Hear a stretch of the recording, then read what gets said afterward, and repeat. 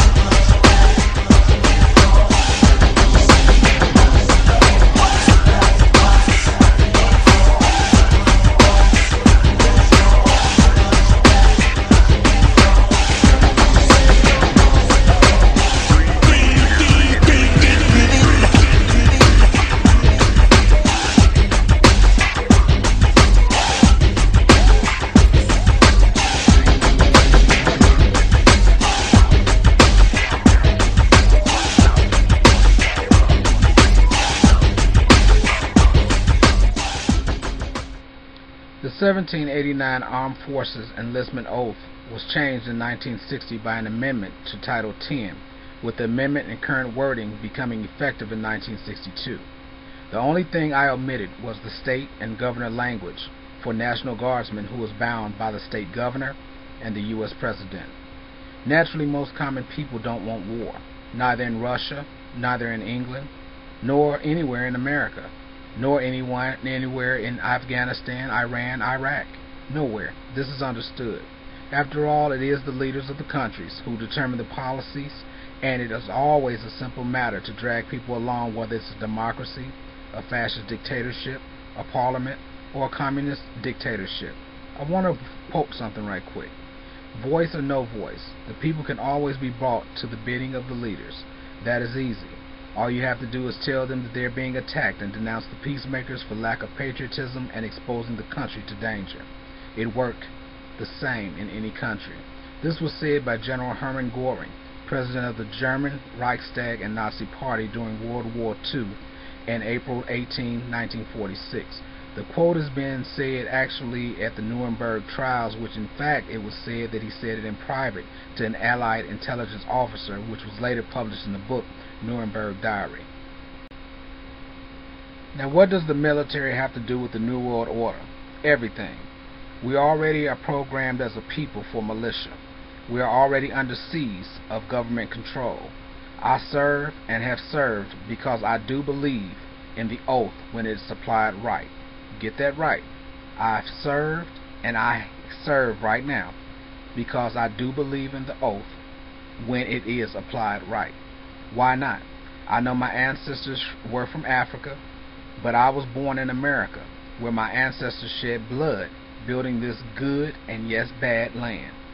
We have been wrong for a long time as a country, but the old adage is, if you can't beat them, join them, and I did. Within a power structure, you can create a positive change, not just spiritually, but also politically. Not everyone have to be in the military to be a true fighting citizen. I'm urging everybody right now listening, fight. Fight for your rights, because it's us that's going to make that positive change. Spiritual warriors, God warriors, street warriors, truth warriors, warriors, warriors, warriors are needed. If you are an atheist, then one must know that there are energies or forces that can make a mighty, mighty difference. I'm not here to convince but share information. Urgency is needed. We are dying not just across the oceans, but on our own land. We're dying from the war in our streets due to all levels of jaded and misguided negativity. Propaganda kills. So if you can just see or just listen to even 5% of this New World Order series, you will understand that there's a larger picture, a larger game plan in your life. Please do not be jaded by just family traditions or religion. Seek for yourself truth. Not my truth, but truth. We are all on a road, a journey, and many may never know the wondrous greatness of this world or even this country. I do believe we can help create what we need and desire for this world. We live, we die, and for many the belief is we live again. Why not live now? Now let me piss people off right now. I'm going to piss some people off, okay? Unlawful war. Governments have been vicious killers for over 100 years and beyond, using bullshit to justify their wars. Yes, bullshit. BS for those that just don't like profanity. So excuse me. It's just language. Bullshit. Okay. The UN Charter's meaning to make war an unlawful act is abundantly clear in its detailed explanations. All you have to do is go to their sites. You can see everything.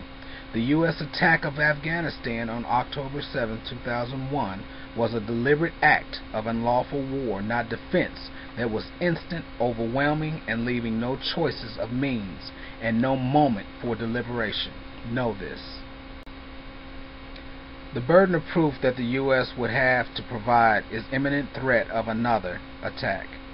Let me say this once again. The burden of proof that the United States would have to provide is imminent threat of another attack in order to justify self-defense. U.S. Ambassador to the UN, John Negroponte, in his letter to the UN Security Council, invoked Article 51 for the attack upon Afghanistan, which mentions only ongoing threat, which does not satisfy the burden of proof. Article 51 requires self-defensive war coming from an attack by a nation's government, which the CIA and the FBI refute in the case of the Afghan government with the terrorism on 9/11. Self-defense ends when the attack ends. The U.S. war began 4 weeks after 9/11 ended, making the U.S. war one of choice and not defense. Active right now, Article 51 ends self-defense claims when the UN Security Council acts. Resolution 1373 provides clear language of international cooperation and justice under the law with no authorization of force. This evidence doesn't require the light of the UN Charter spirit of its laws, but I'll add to it. Humanity rejected war as a policy option and requires nations to cooperate for justice under the law.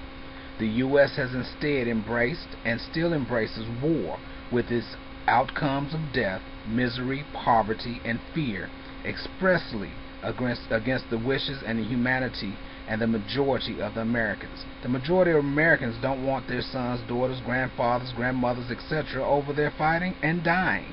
I know, I bury them.